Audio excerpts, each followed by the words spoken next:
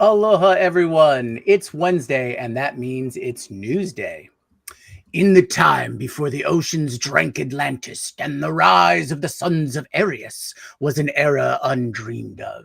For nearly 500 episodes, the DAS team has scoured the internet for stories to tickle your fancy, pique your interest, and shake you to your core.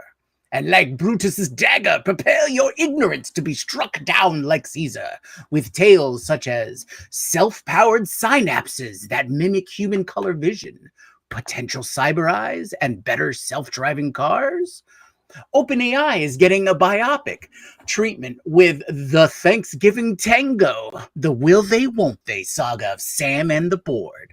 And also Anthropic playing fast and loose with their own blog. But don't worry, Claude explains. This is June 4th, 2025, episode 478, and this is the Daily AI Show. Today I am joined by Andy and Beth, and I am Jyunmi. Thank you everybody for joining the live stream, and to all of you watching later. If you haven't already, click the bell, the like, subscribe, and join the discussion at thedailyAIshow.com. Okay, so Bravo, bravo. thanks. We gotta step up our game, Andy. Yeah, I know. This is real theater here now. Well, I wanted to start off with a real quick story. And this is a windsurf Anthropic story. So we've heard recently that Windsurf, a popular coding assistant platform, has been so reportedly in talks about being purchased by OpenAI, right? And everyone's assuming it's a done deal. Now, could this be affecting what reportedly they are experiencing now? Apparently, Anthropic is kind of throttled Windsurf because they're posting out there saying that or Anthropic has denied Windsurf their model access to, or first party model access to Claude 3.7 Sonnet and Claude 3.5 Sonnet AI models. So a lot of speculation going on there. Windsurf doesn't seem to be happy just because they said they got like a less than 5 days notice that was going to happen. So it could be that Anthropic just is taking preventative steps, or blocking down the road. I think myself, I lean towards the fact that they probably just blanketed turning off or reevaluating connections to the older models, because they seem to have this big push for just Claude 4 across the board, since it's the same price. The pricing stayed the same. So we'll see if it was just a clerical error and not some nefarious plot between the two of them. So that's a quick one to get started. On Claude, Okay. I wanted to make a couple of points. Claude Code has gotten a lot of attention as an agentic platform for coding, and one of the principal influencers that I follow, Sabrina Romanov, has said declaratively that she's giving up using Cursor and Windsurf and sticking with Claude Code. Now, Claude Code is using Opus 4, Claude Opus 4 as its brain in effect, and it's an agentic coding tool with novel components, a new architecture entirely that handles real-time responses from the Claude 4 model. It does tool execution, UI updates, safety systems for security, and this is representative of Anthropic's focus on coding and taking over really the vast demand that there is right now for AI in software development overall. And driven by the success of Anthropic's already very capable coding models, which now Windsurf is complaining about, Anthropic has now arrived at a 3 billion annual run rate. that number is really quite remarkable.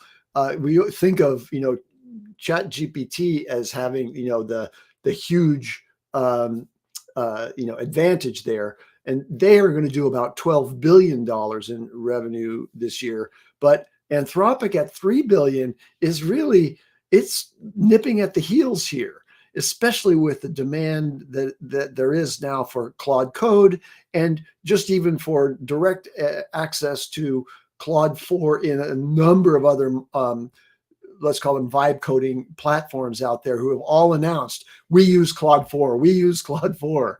And so blocking Windsurf from having access to some Anthropic models is a strong competitive position, or competitive action, and Anthropic has the chops to do it.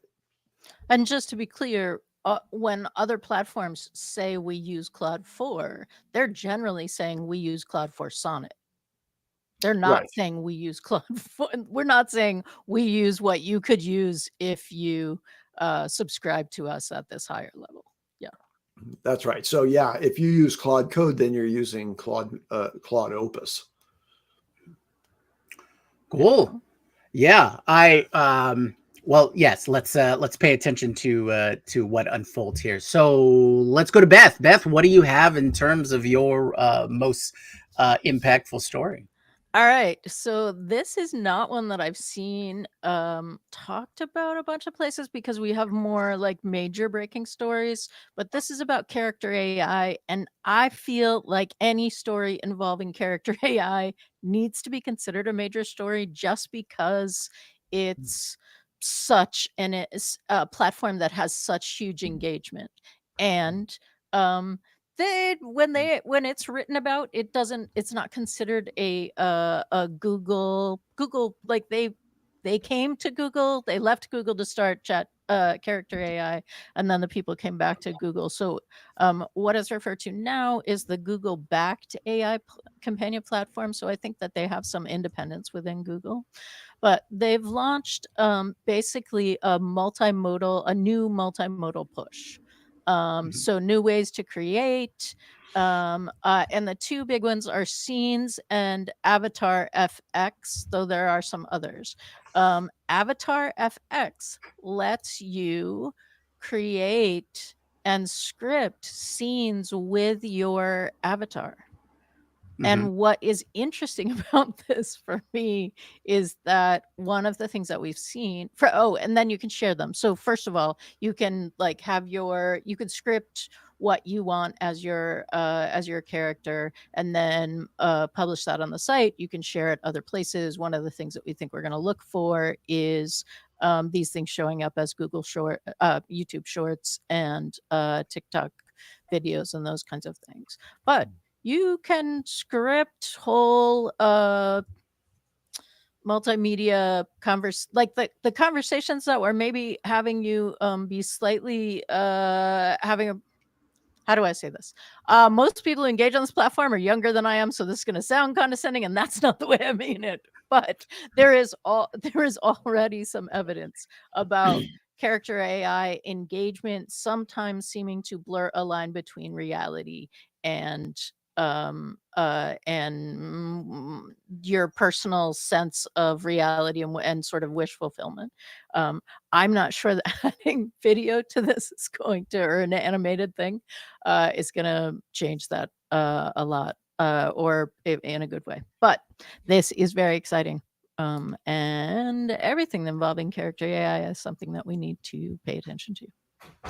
Yeah, I think the Avatar FX feature, they did introduce it for like beta testing a month or two Yes. ago, but now it's rolled out to everybody. So everybody has access to it. And I saw a few examples. They're not going to fool you, so to speak, in terms of, oh, I think that's a real person, like the visual elements, but it does certainly add another layer to the immersiveness and the experience of that conversation. So I agree, Beth. I think paying attention to how things develop out of character AI, there might be even there might be some other applications that this will move into beyond, Mhm. beyond in their current interface or their current offering, mainly because of another story that I'll weave into, and it's from Epic Games. Now, uh, off and on, I have talked about this. Karl has talked about this. Is having AI powered NPCs. So Epic did essentially a soft launcher or beta experiment with what they were building into or making available for their developers, and this is an AI NPC. And the beta test was the AI character of Darth Vader in the very popular game Fortnite. And apparently they had to roll back after some initial testings because players were able to interact with this character, get it to say lines, they can speak back and forth, things like that, but it's all generative. And they were able to, like, in fashion with what we would think what young folk would do is they got Darth Vader to swear. Um, and so that was caught, and they rolled it back for a little bit. But the underlying technology, Epic Games has rolled out as part of their Unreal for Fortnite developer package. So you can start developing AI powered NPCs for the game, and this is just the first big splash into that pond, and we're going to start seeing that in tied in with other uh, game engines and other SDKs and things like that. So maybe character A's got to play there. Jyunmi, please, just for those who don't know, can you just say what NPC means? Oh, sorry. So an NPC is a non-player character. It's a common vernacular for any character within a game with RPG elements, role-playing game elements that allow you to interact. They're usually there to provide you information to help you further along the storyline. What this these are the computer generated characters in the game, not driven by a live human player somewhere on the network. Exactly. And one of the big hurdles has been to program these NPCs with enough story, nuance, and character to feel more and more engaging, right? And games that have these elements of really well written NPCs tend to get a lot of attention. So having AI being able to generate an adaptive conversation with a player is huge in terms of storytelling elements and a mechanic that allows you to further and deepen the story that you're trying to tell in your game. All right, so who's got the next one? What's the next bit of information that everyone wanted to talk about? I can go. I'm seeing a trend here in the news that drew my attention, and it's all about agents. There are a few other things that were newsworthy, but it seems like in this year of the agents, there's a lot of development that's going on there. And so I want to start out with the Darwin-Gödel machine.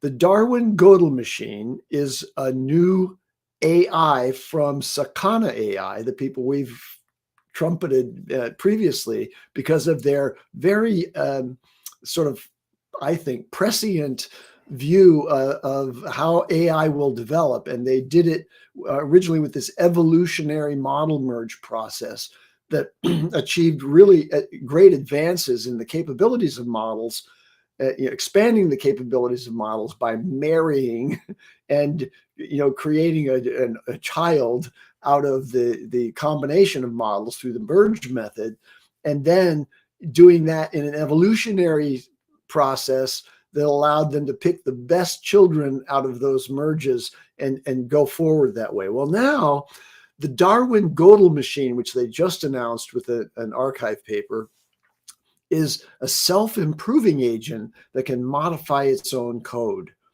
It's inspired by evolution, they say, and they're going to maintain an expanding lineage of these variants of agents that are created through the evolutionary process. But each one of them now, once given birth, isn't static. It can build itself. Now it can grow. So modern typical agentic systems, while very powerful, are static. Once they're deployed, their intelligence is basically fixed, right? They have tools so they can access things and stay up to date, but they don't improve their own reasoning and their own range of capabilities.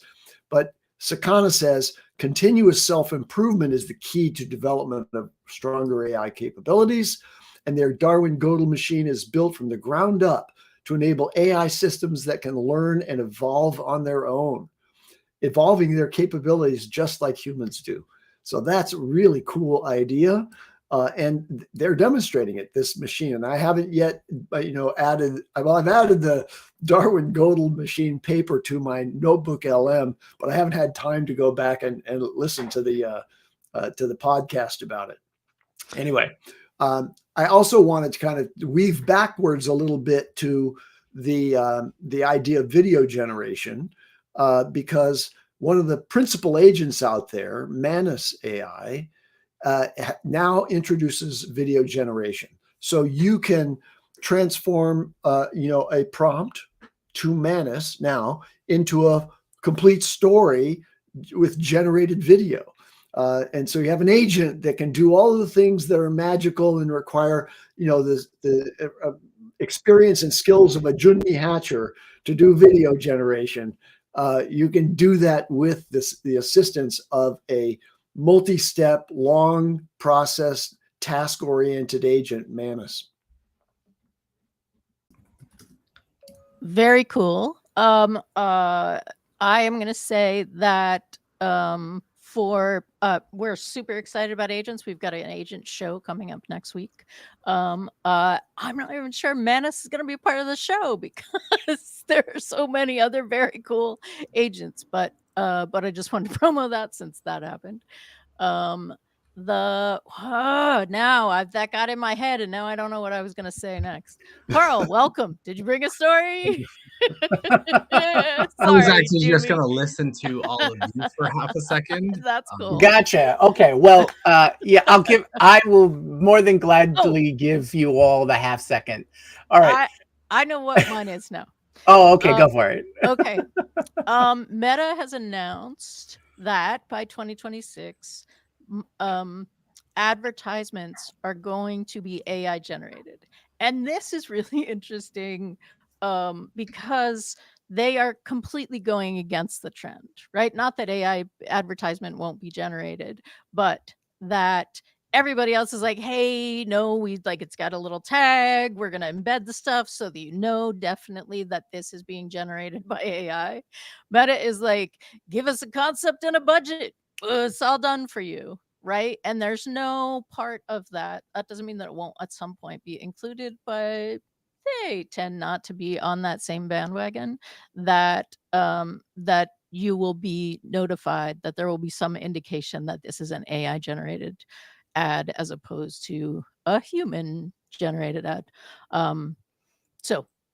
But that is interesting as we move into our thing, but that was the next one that I had lined up. I think what we're going to see is what we're going to look for is the ability to do these in incredibly targeted ways, right? Even more targeted hyper personalization. Catchword for Q2, Q3, where are we? So yeah, I think those are the pieces that we're going to look for in the future, but this is an important thing. It's obviously also a great boon for businesses because it's likely to give you great quality ads with great targetization for relatively little money. You just come with a budget. Well, sorry, Andy's laughing. Well, I've got a couple of stories in the same vein, so let me weave them really quickly. Anthropic has also created a new page as part of their blog called Claude Explains, which is essentially all the content is AI generated. that's then curated by human editors and things like that. So I haven't got a chance to read through the material yet, but it'll be interesting to see if we can get some good content, blog information from Claude Explains. Now, this is not the first time we're seeing this. Like you were just talking about AI generated ads. Perplexity came out with their daily stories on their They made a podcast to talk about Perplexity reading off stories that are news stories essentially, and that seemed to go fairly well. So we'll see further movement into AI generated content for us to consume, and we'll see how much we like it. Like everyone seems to rave about the content that is created from Notebook LM. So is that going to just translate into a general acceptance, right? And I agree with you. Being aware of what it is or how it was generated will be an important factor. Now go ahead. And Notebook LM just opened up a feature where you can share your notebooks publicly. Yes, you can share publicly, and there's even a video generation component now. So we'll Notebook LM seems to be the one of the rock stars for Google. Now on the advertising side, I just wanted to bring up that TikTok, fastest growing, largest platform that all the kids like, they've just announced that as of yesterday, they will have AI powered ad tools for advertisers.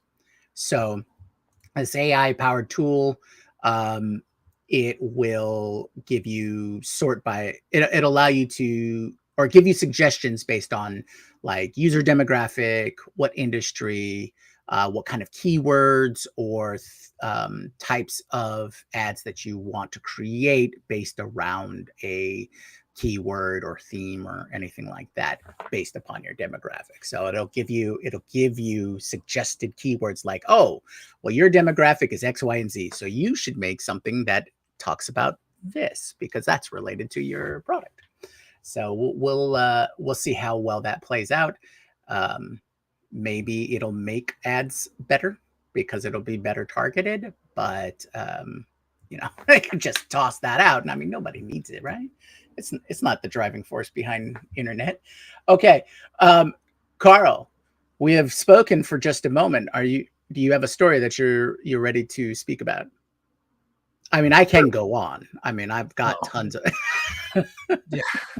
No, the only one that I think was of any consequence for me when I was using it was the ability for Claude to their integrations and their new the ability to do research. So kind of their version of deep research with their connectors, which for those who haven't used MCP before, especially if you have a Zapier account, it actually makes things a lot easier. Not that adding MCP to your Claude desktop or just your Claude web app in general is hard to do, but now it's even easier. So there's a way it's a simple click, connect to Zapier integrations. And then from Zapier, you have all the list of their 8,000 app integrations that you can. So you integrate your Outlook, integrate your analytics, integrate whatever. So think about it as your Claude web app now supercharged with all the apps. So an example would be if you have Google Analytics, your Claude app connected to your Google Analytics.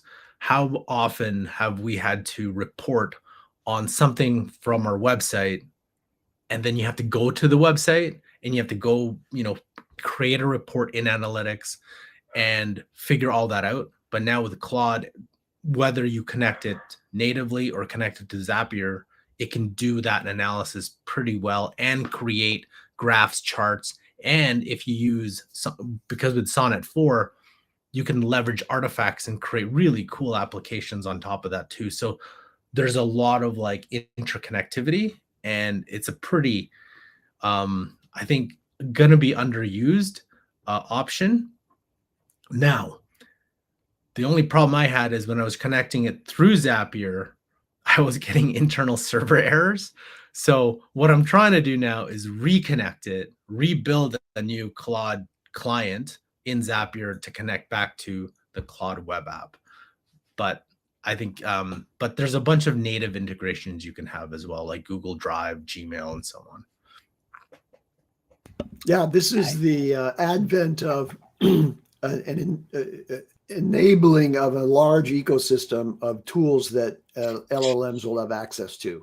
The MCP protocol, the Model Context Protocol, is really making it very simple, point and click, for you to give your agents or a single LLM access to a wide range of tools. 8,000 is a lot of tools. So there's a lot of freestanding integrations there. That's great.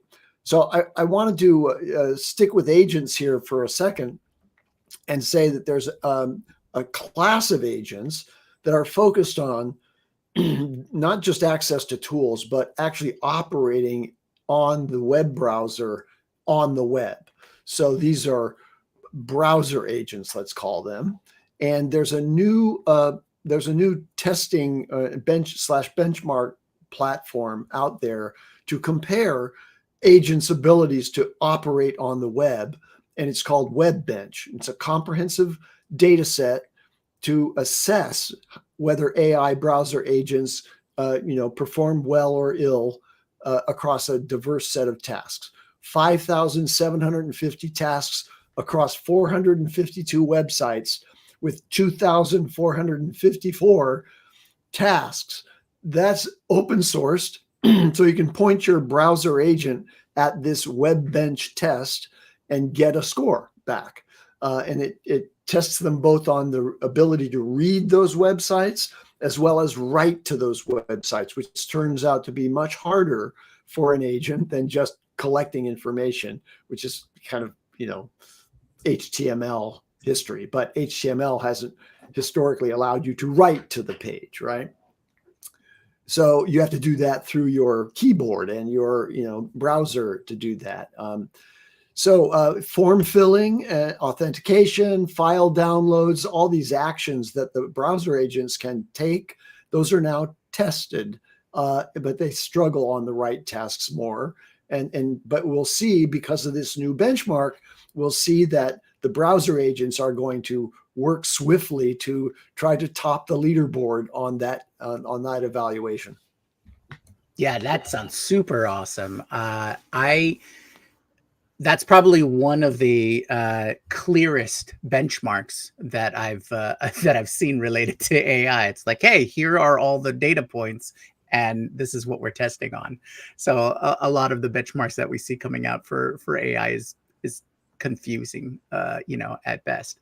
But I kind of want to see, is there a leaderboard right now? Is it both a test bench and they've posted a leaderboard? I didn't check that. So okay. Maybe somebody in the chat will quickly evaluate whether WebBench has a published leaderboard. Yeah, because I'd love to know who's at the head of it. Is it is it an operator? Is it Arc, or for browser wise, is it Arc or Opera or one of those? Because Opera just came out with their own browser agent. So that sounds really interesting to me. All right. I've got another one, unless Karl, go for it. You have one. So I think I put this into the community for any of those who haven't seen it yet. So you do have access to Runner H, which is the new the new agent. And now I've been on that wait list for a while now. So the only thing I think you only have 3 runs per day. So I have 1 remaining because I was trying to do something and it said it couldn't do it, and that was my one my one run was like, I want you to do this. I can't do this. I was like, oh, that's the end of one run. And then this other one, I was just testing how it would pull a specific job detail, which is pretty good actually. So if any of you, I have one more run. I don't know if why don't I share this, and maybe you can why don't we have some fun with it and let's do a run together. And this is a promo for next week's show also, where we are definitely doing the showdown. So if you don't get in for your run choice in this, we'll do a poll in Perfect. the community. So these are just the basic starting integrations. You can submit a connection request. It's interesting because their video has lots of different logos, but then I was like, oh, okay, so they always start with the very basic ones. I'm curious to know if I integrate, I haven't integrated this. If I integrate Zapier, does that mean it can access my Zapier? I don't know. I'm not sure what it can do. Now, I've been looking at some of this kind of stuff, like what have been people, or what has their base productivity things that they've created.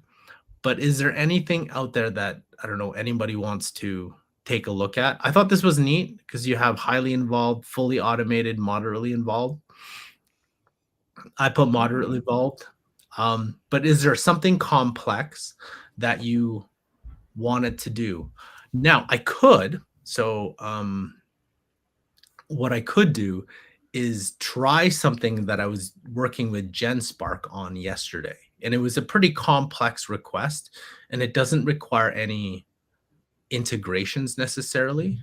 Mhm. Yeah, give it a shot. I think just an example of the level of complexity that you can test with it. Okay, so this is GenSpark. What I was trying to do yesterday was this one. So this program, I was trying to do something for a potential prospect. So I used O3 to create this example, create a full public engagement campaign for a 250 home community, blah, blah, blah. Here's the latitude and longitude. Pull Calgary engagement guidelines, similar case studies, draft FAQ, create a slide deck, 30-second promo video, simple microsite.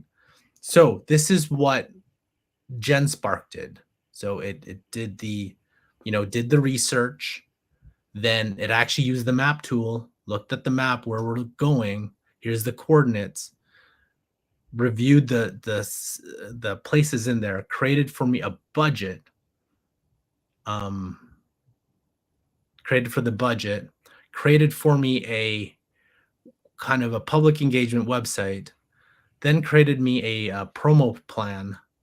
Then created me a preview image. Created me a preview video using VO2. It's kind of off a bit, but that's okay. Then it created me a presentation slides, which is fantastic, by the way. Like, this looks pretty cool. No, I haven't checked if it's remotely accurate. Mm-hmm.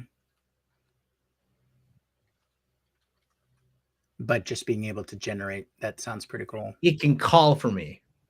So, and it can, you can actually just, if I press this, you can put the number in and it'll do the phone call to the community center to book a meeting or whatever it is, and so on. So, and then it came a full public engagement plan. So if you see what GenSpark can do, like, that is, if you saw all of that, and that took about, let's say 7 minutes, 8 minutes. Oh no, sorry, a little bit longer, about 15 minutes to create everything. So let's run that here and I'll let it go. Okay. Now, so you said GenSpark. This is GenSpark, or this is running? Oh, sorry. Sorry. So the GenSpark ran this. Okay. And but I noticed with GenSpark Manus, they're like a typical web scraper. So versus Operator, which creates a virtual machine. So Runner H also creates a virtual machine. So I'm just going to switch back to this. So this is how it's kind of working at the moment, right? So it's like this. So it gave the task, which is here's Okay. the tasks that it's supposed to do. Now it's actually, I've only run this once because the other time, right? No, I can't use it. So now it's doing it. And what I've seen it done with the previous tasks. So I was just looking, I went to the City of Calgary career page, and when I ran this through deep research, when I ran this through Google's deep research, when I ran this through Manus and GenSpark, the problem that it had with any web page is that what I wanted to do was click on a job, go to the job page, scrape the job description, title, salary, and put it into a document, right? All the other tools couldn't do that because of the way that the website's set up, PHP, and then there's also anti-scraping measures that some websites have put in. This thing, though, because it's a virtual machine, actually you could see it go page by page, extract, put, like, literally do this for me as if I was doing it. So that's the difference between Runner H and some of the other agents. So that I thought that was kind of interesting. So Another visualization's a little different. Okay. Yes. Interesting too about this is I tried to run this the exact prompt I used in Perplexity Labs, and it couldn't. It kind of could do it, but it kind of couldn't. So I thought it was a kind of neat experiment to just test 1, 2, 3 what the agent capacity looks like. But if you're looking at what it's doing right now, this is pretty neat. Like, this is to me one of the smoothest things that I've seen, because even Operator isn't like this. Right. So Right. This is not, you guys are watching the Daily AI Show either live or recorded. So you're watching a video stream of us watching a live video stream, because it's streaming video of what Runner H is doing, right? This is Yes. not something that Karl's prepared. Like there's not a resource of go and look at these things. It's literally going and looking at these things. Unless there's some person, because we've seen like the person in, like, I don't know, whatever country that's just doing this right now. Because I didn't say it was AI, though I believe it's AI. I said it's not Karl. because wasn't there a company that got caught that their entire AI was not, like, it was all bogus? Just like random people that were doing it. It was seven. Apparently, it was a pool of 700 programmers, freelance programmers, that the company hired to make the code, and then because of some wonkiness, one of the investors pulled out their money, and then they didn't have the money to pay all these freelance programmers to accomplish it. It's kind of crazy. And what's funny is the number, like, because Amazon got caught with one of their products as well that required 700 people to run their video. Basically, it was a store run on video feeds that you could see what product it was, and it would automatically be charged to the account. I do want to point out, it's interesting if you're looking at what it's doing, and I think it's going to go on a loop here because it's trying to log into Canva. Now, I do have a Canva account, but I'm kind of curious why it chose Canva versus GenSpark, which it created on its own, versus here it's going to Canva. So I'm like, that's interesting where it was going, right? Mm-hmm. Like, you're looking at it, what it's doing. I didn't say anything about Canva. Nothing. Right. And that might lead, I mean, it's all speculation, of course, but that might lead towards it being leaning towards using your account information. So if you provide account information for it, or what those integrations might provide, then it would be able to go into it. What is it filling in the sign-in page? I don't know. It's called validuseremail@gmail.com. Okay, so maybe a little stuck there. We're probably gonna. Let's not reveal Karl's passwords and stuff. Well, that's the thing, is that it doesn't have it. It doesn't have that information. It's guessing and trying to log in with an account. Do you see this though? It's Yeah. check mark everything. Like you did nothing. You didn't. Yeah. Maybe you did that one, but I know you didn't do like the 30-second promo. You didn't do this, nor Right. did you do this. Develop a microphone. I'm curious what you're planning to do now, right? Like what, like how are you going to develop this thing? Right. So Okay. Well, yeah. Well, I imagine it seems to be stuck on trying to log in. So let's put a pause on that one. All right. Okay. So Beth or Andy, do you have another story that you want to highlight as we masticate on on the experience of Runner H? Yeah. So let's just say that Runner H demonstrates that there are agentic frameworks that are quite compelling, and they're also fraught with little problems that are going to make them, unreliable in the near term. But eventually, you can see how the class of agents like Manus, GenSpark, and Runner H are going to be able to do, fire and forget missile type tasks for you. Hey, and they're going to be major undertakings. Right now, it gets stuck. I do like how you're using the term fire and forget missile. I'm like, Palantir, like they're getting a bit of flack in the news because weren't they, there was something about them.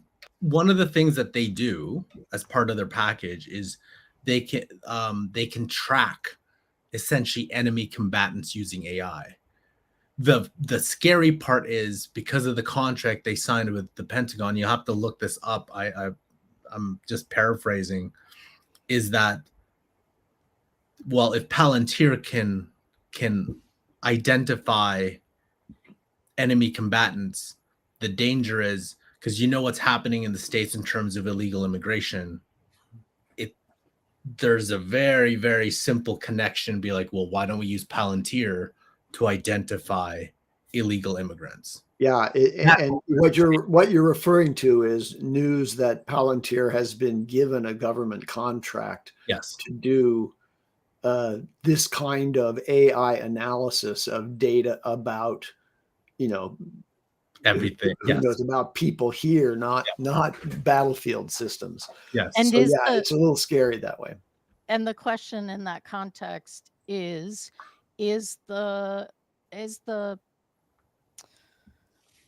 ability, and I'm asking it as a question, I don't think it's a question, but is the ability to identify someone and compare it to a list, or identify people, it's make a list, right? Make a list of and people's profiles as friend or foe. So you can imagine how in the hands of an adversarial political system, Republicans versus Democrats, or conservatives versus progressives, having a government that's trying to evaluate which side of that equation you live on is anti-free speech. Right. And the sort of what I'm trying to get at is that it's a like everybody in the bucket kind of technology, and then we sort the bucket, right? Well, we don't determine who gets in the bucket based on a previous categorization, or do we? No, it's everything and everyone. There was to follow that up, there's one person which very, very interesting, because it popped up on my feed because of AI. So I think the big beautiful bill, right? We talked about this a couple days or yesterday, talking about how like it gives 10 years no regulation to AI, and I'm like, that's not the greatest ideas. The one person that they put on interview, that for the most part, I kind of disagree with the majority of her opinions. But this one, I'm like, yeah, I agree 100% with her opinion, is Marjorie Taylor Greene was saying we should not be giving like just a blank check. And she's like, and she was more on the states' rights. Like we should not be preventing states from creating rules to prevent AI because she was like, we don't even know what it looks like in a year. 10 years? 5 years? This is a bill that I would vote. Like, this is where she's saying, I will vote against that. And I was like, yeah, I was like, and it's an example of it's an that? example of an attempt to put a policy decision into a budget reconciliation, It makes which kind is of not the right way to Yeah. govern. yeah. Okay. Right. So you asked me Jyunmi, if I take had us back. something. If I asked, you asked if I had something else to talk about, and yes, I do. I saw a little blurb about Mark Andreessen in an interview that he did this past week, where he's saying general purpose robots are going to be developed at an enormous scale in the over the course of the next 5-10 years, and the U.S. shouldn't try to get manufacturing onshore, the old style type manufacturing. We should aggressively pursue, lean in hard, was the term he used, into designing and building the supply chains to build these robots. And he painted a picture of the people on the coasts are designing, how this will be done, and the actual manufacturing will be done by all of the many cities in the interior that will collaboratively build the automated factories that will build all of these various consumer and commercial robots. So That's a wide different adoption vision. of embodied AI. Yeah. Okay, so I've got a couple of fun-ish stories regarding OpenAI. Number one, free users will get memory, or at least a version of it. So that's been the majority of response to memory has been positive. It does add a certain usability when it comes to your OpenAI or your ChatGPT chats. So we'll see how it's implemented with in this lightweight version they're talking about for the free users. And hopefully that'll develop more and progress so that it becomes more and more useful for all the users. Now, in another bit of OpenAI news, there's a movie. There's going to be a movie about Sam Altman and OpenAI and the hiring, firing, rehiring process that happened over that one Thanksgiving weekend in November of 2023. And apparently it's going to be called Artificial. Now, these biopics are not unheard of. We've in fact got 2 or 3 Steve Jobs focused ones in the past. The first one I remember being the Pirates of Silicon Valley, about the whole Apple Microsoft shenanigans there. But life imitating art, imitating life. So we'll see how that turns out. Apparently, it's supposed to have a few lighthearted or comedic elements to it, like a writer from Saturday Night Live is going to be writing it. So we'll see how that turns out. But So is this the jump the shark moment in the AI simulation that we are all now living in a weird way, or is it not until it becomes a live musical that we're clear that well, I think we've jumped the shark here? I think what it is it's a combination of the downward spiral and crazy rocky future that Hollywood as a whole is experiencing, right? With productions moving all over the other away from Hollywood, studios not greenlighting things that they don't think are automatically going to make money. Like, the whole process has nothing to do with how good the material is. It all has how well they can monetize it. So that's been something that's been going on for a while now. But I think what's being recognized here, at least by studio execs, is we have new rock stars. We have new celebrity, and the new celebrity in the AI space are these very well-known names. Wow. Right? So Sam Altman is definitely within our bubble, is spoken about all the time. all the CEOs of the big foundational AI model makers, everybody knows them. We see them in their marketing. We see them in the news. AI is becoming more and more talked about in mainstream. So these are the touch points that people have when they think about AI. It's just like how ChatGPT for most people is AI, like they're synonymous, right? So I think that's what's being recognized by the studios and saying, hey, let's make a film about that. Why? Because it's popular, it's timely, and we could probably make a lot of money off of it in one form or another. Plus, we'll see who actually buys into the film, because OpenAI might, or Sam personally might just go, yeah, here's a few million to make that movie.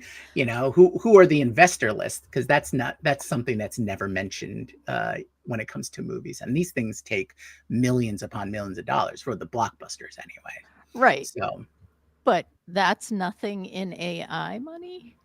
Oh, right? absolutely. So, Absolutely. like, If you could drop $10 million, you have this nationwide or global release and you get a whole bunch of, good, talented people writing it and producing it and filming it and making it.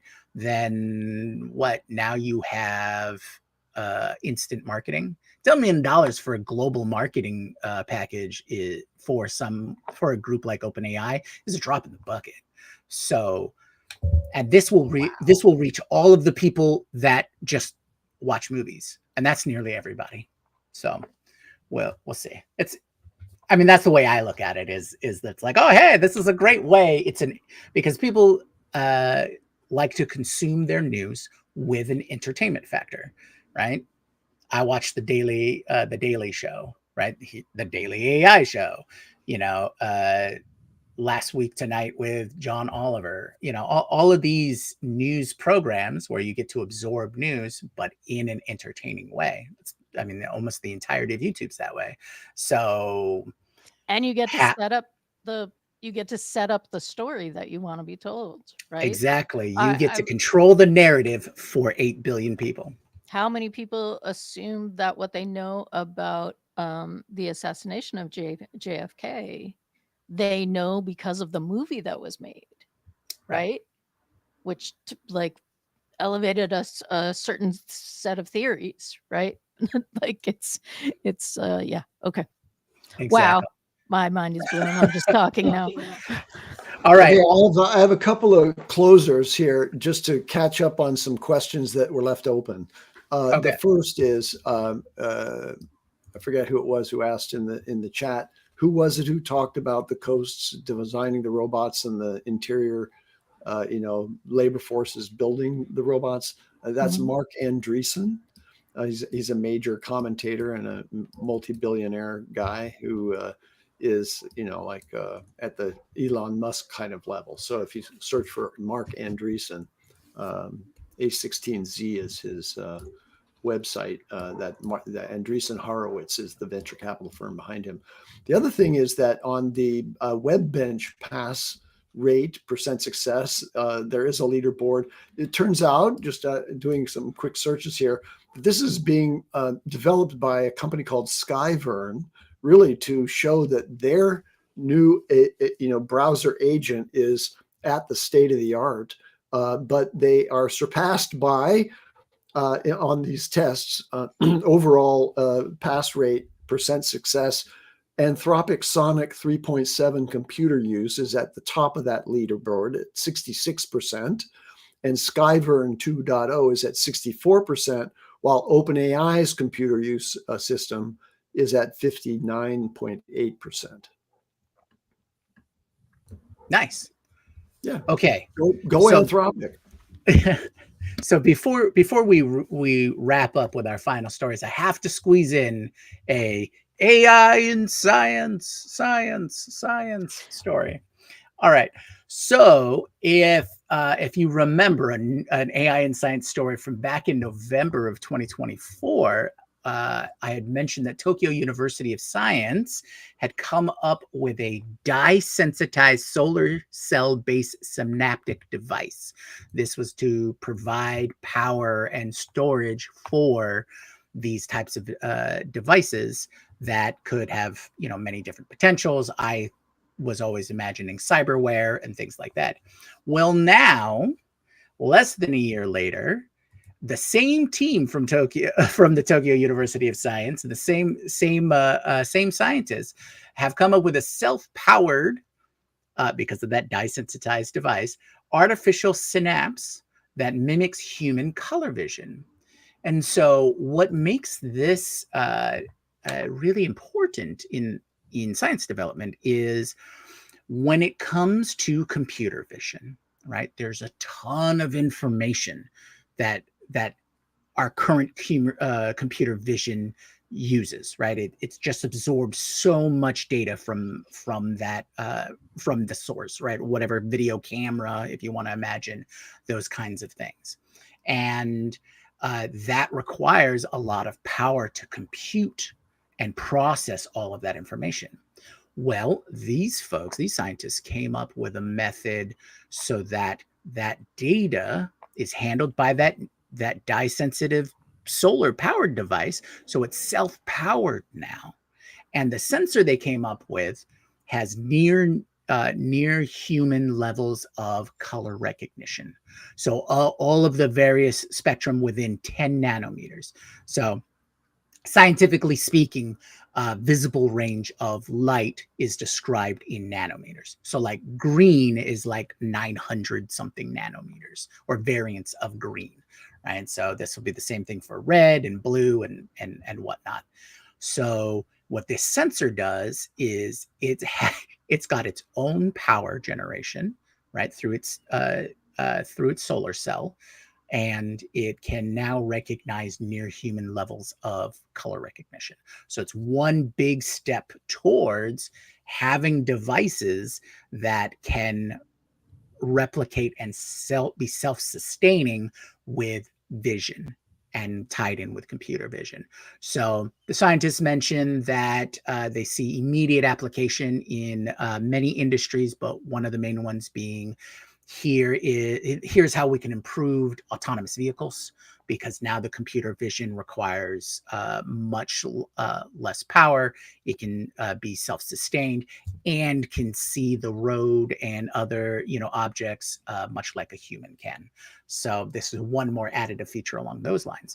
Now, I like to see this as a potential development into cybernetic eyeballs, right? So if you can replicate the level of human vision, but in a cybernetic eyeball, great. I am looking forward to that because mine don't work and I would like new ones.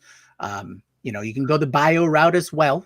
I'm totally fine with that, but it doesn't look like the bio development is as quick as hardware. So we'll see. Hold on a second on that. So the funny thing about this, and we were joking about this, is like, oh, imagine if we had that. Now, the problem with it is, like, let's say you forgot to say, I don't know, charge the battery or something in your device. Well, that's the thing. It's self-powered. It charges itself. Yes, it could. But imagine if somehow, somewhere, your power comes off and you're just walking around. And the joke was like, uh-oh, I didn't charge it, or it's running out of power. And it's like, now I'm blind. Now I'm blind. What's going on? Like, right. Yeah. Yes. Yes. And of course, you want to overcome certain hurdles like that before you implement it.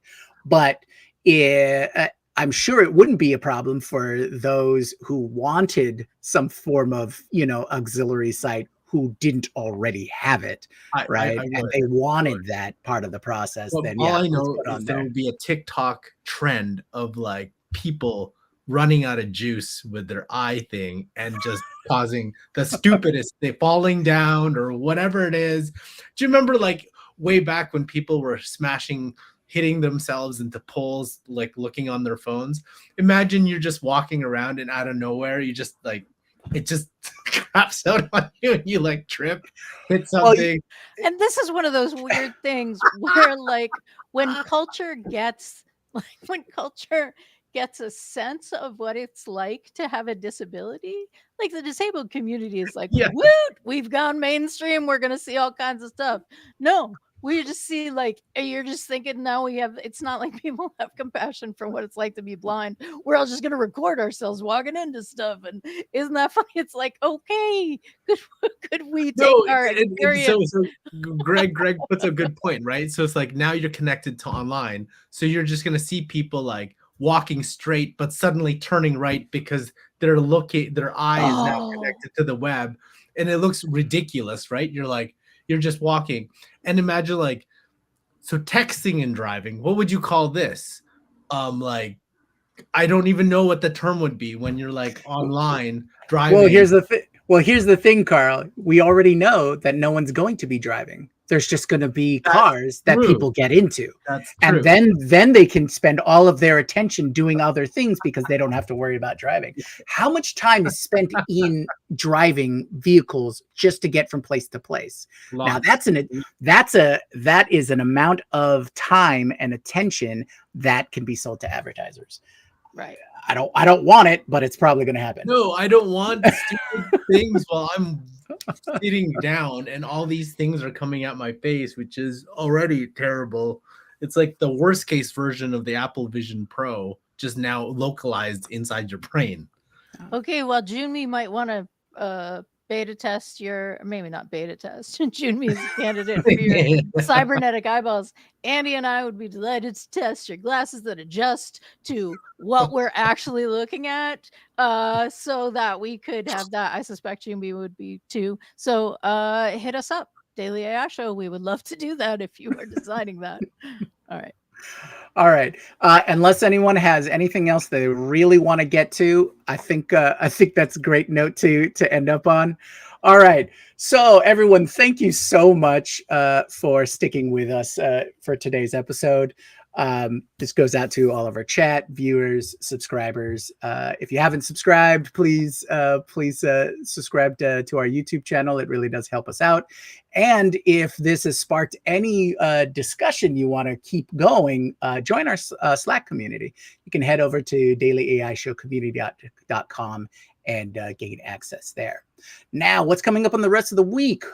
Tomorrow, we're going to be talking about what the Microsoft CEO has been talking about, their agentic web and the future of software. And then Friday, we're talking about OpenAI's memory. So now that they've just opened it up to the folks, we're gonna see what's available for everybody and go a little deeper dive into that. And Friday is actually going to be a triple feature. Not only are we talking about OpenAI memory, we're also going to be continuing our vibe coding live segment. And we've got another episode of the Sci-Fi AI Show available. Are we going to be doing a live show today at 10 a.m. Pacific, so 11, whenever that is, 10 a.m. Pacific, on the rollouts, whatever else is happening? What are you talking about? It's OpenAI's like live event that they're doing. Oh, OpenAI's having a live event today at 10 a.m. Pacific. Awesome. Cool. Yes, I would like to be there and see what's going on. Karl, are you going to be there? Yep. I am. All right, cool. Beth? This is literally what it sounds like when we schedule things, everybody. Yes, we are committing that we will be there. And the show's not because this is live and now we owe it to the internet and everyone who's in chat. So chat, can we get confirmation from you? Gareth, awesome, cool. Because if I don't see you there and you said you were, I'm going to go tisk, tisk, tisk. All right. So this is another reason to subscribe and hit that notification button, because when we do these random, like, hey, we've seen people show up, like, thank God for notifications, had no idea. So like, come be part of our thing. Yeah, so you'll see that notification coming pretty soon, right after the show. All right, again, thank you everybody for joining us, and thank you for everybody who's watching this later. Hope to see you in Slack and hope to see you later today. All right, thank you. Aloha.